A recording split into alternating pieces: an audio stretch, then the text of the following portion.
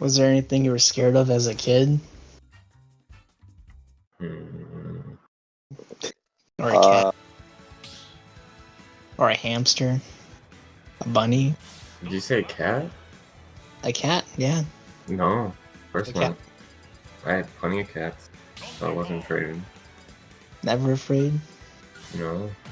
Well, actually, sometimes. I mean, like sometimes they just like randomly follow me around.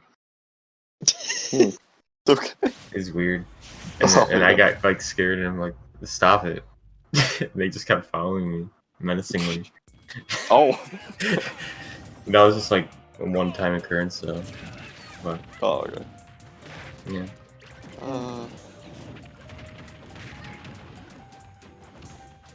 I remember being scared of my cat when it was pretty active. I didn't know you had a cat. A long time ago. It was on my dad's side. Mm. But that was like before it died. Mm. But when I was a younger kid, I wasn't digging it, and like the first interaction with the cat, it scratched me. So in my no list. Can't believe it. My cat gave me a high five. But like scratched me, and then I band-aid over it, and then scratched the other leg. And I'm like, motherfucker. Oh my gosh. Man. Went to his house with the stairs, and my room's on the second floor. But like every time, I would just run to my room, chase me up there. He chased you. Oh. Oh my gosh. Like every single time. He tried to scratch you while chasing you, or is he just like, wow? Oh. Okay. I don't know why it's every time I'm walking around, I'm like, and try it again. One of the reasons why I prefer wearing pants over shorts. Like, these events at Random cat. Like, I remember, like, my stairs was in a way where you can go outside the fringes of the railings. So, like, instead of taking the inside, like, normal path, I would go up the fringes, and my cat would try to swap me in between the railings. But I was, like, too quick. And, like, I would have to hop over the railing once I got to the top. Oh my god. Like, I would get to my door, and I would open and shut so fast. And then, like, my cat would just paw underneath the door. Oh my god. My gosh. The cat's a menace.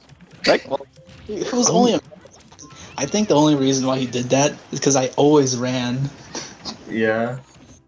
Yeah, every single I'm time. surprised he didn't just punt it. Me? Yeah, just assert dominance.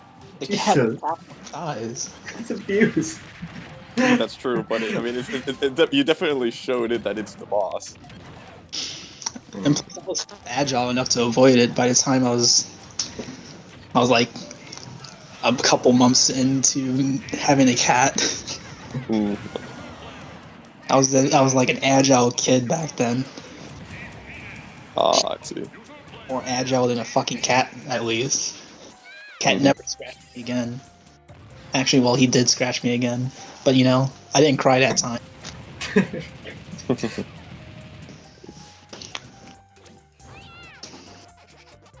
Oh, and yeah, I remember, like, I think I didn't. I wasn't always able to outsmart and outpace my cat, so I always bring plastic bags to scare him off if I couldn't do anything. Okay.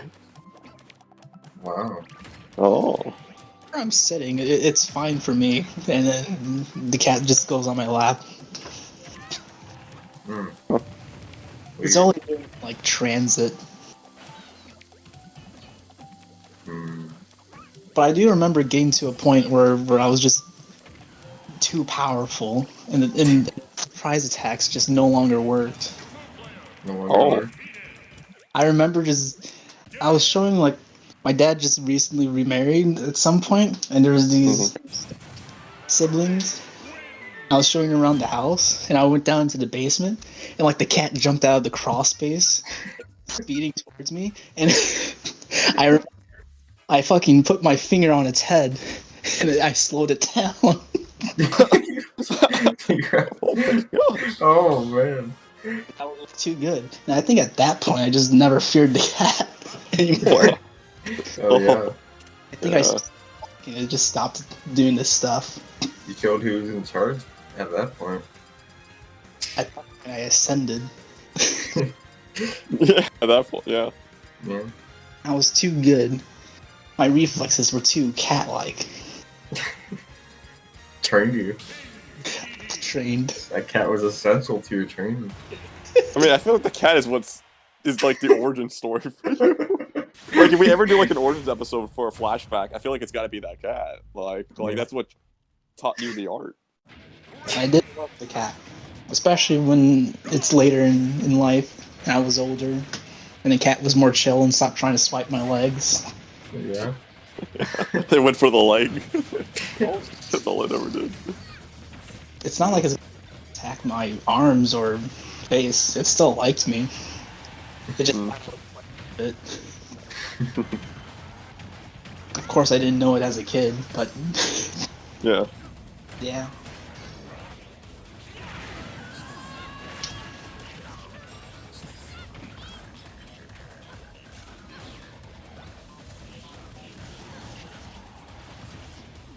I'm not the only scaredy cat as a kid. I remember the only thing I can relate to the cat story is my elementary school best friend. His dog was very hyperactive and liked to jump on you when you showed up. So I just started bringing a shield with me. A shield? What? Yeah, like I got So I had a plastic shield, because like getting from a. And when it went to jump on me, I would just put up the shield so it would just slide off that. Because I was getting tired of it just jumping on me, and I'm like, okay, come Was on down. a smaller dog or a big dog?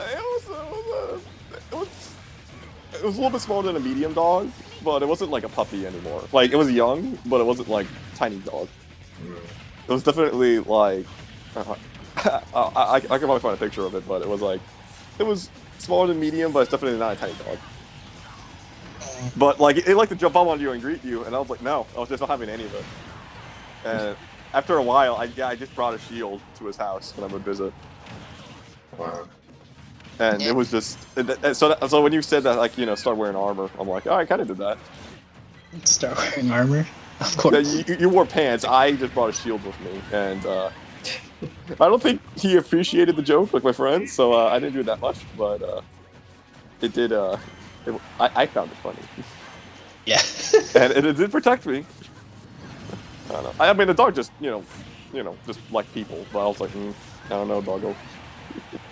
I mean, I've been pinned by a big dog before when I was a kid. I was visiting my cousin, like, the big dog just jumped up, and then I got pinned on the wall. Mm-hmm. Wait, whoa. Whoa. Wait, he pinned you on the wall, not the floor. No, not on the floor, on the wall. Like, Oh, so he just jumped you, and you were just shoved against the... Oh my. of course, it was giving me looks the entire time, but like the adults had to get it off. I was wondering if you like shoved it off or if you got help. I mean, the dogs, they settle down eventually, but I wasn't sure. Give it pets though.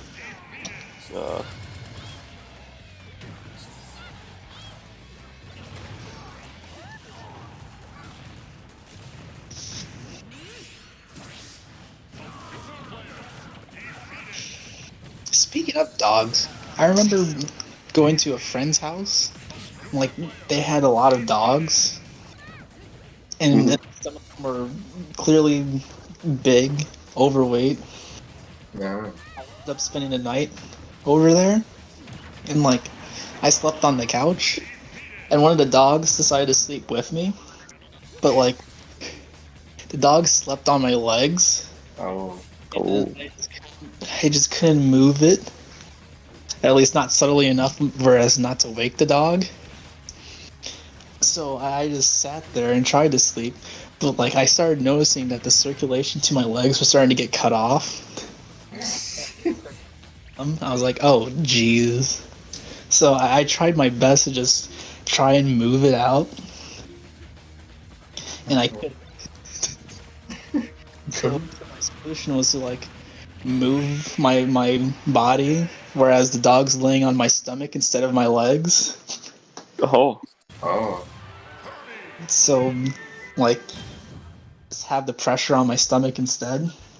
But I couldn't have enough room, so I tried to do it the opposite way, where I was just trying to get my legs and just be in an uncomfortable crouching position. I would just kick the dog out at that point. I think I might do what Zhuang did, to be honest. Like, I would normally just say kick the dog, but I'm like, well, do I have the heart? Like, can I do it? I don't know. The dog could have killed me if it chose to just stay on my